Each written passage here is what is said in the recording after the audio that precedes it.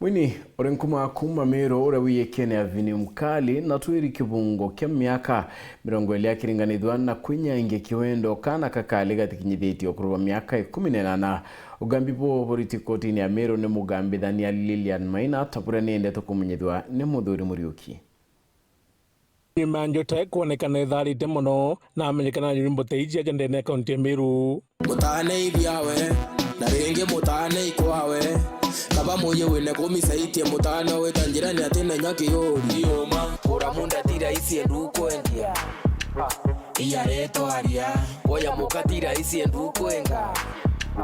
iya reto aria na injo teji mwini ukomenyekana Vinny Mkali ni ombite kwithurwa ekiorua na kiote kingi ni nyuma kwithurwa theki kwa miaka 20 no ntoba maitia ya kwithurwa gwete mwarikio hinya wa miaka 15 ithithia rĩrĩa rĩathithĩkire mwaka muthiru igamba rĩrĩa rĩombĩte kũgitwa nĩ mũgambithania Lilian Maina. Hivi kosa maneno yako na kwa vile msajili anaanza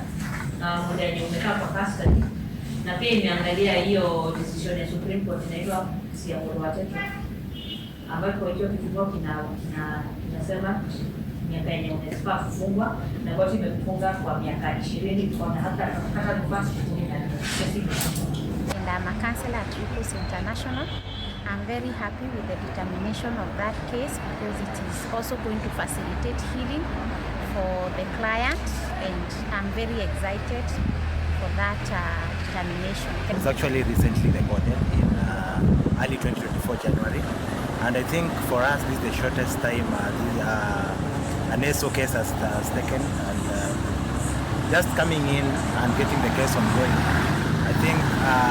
justice has been served for the family, and the accused person being jailed for 20 years is justice enough for the family, and now this will be a healing moment for them because now justice is being served. And I think if all cases of sexual offense could be determined in this short time, then we would have actually saved a lot of families and saved a lot of the young ones going through a lot of trauma. Nawaambia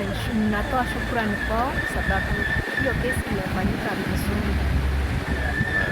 Muthuri Muriuki, Oro TV, Muthuri wa Kangangi.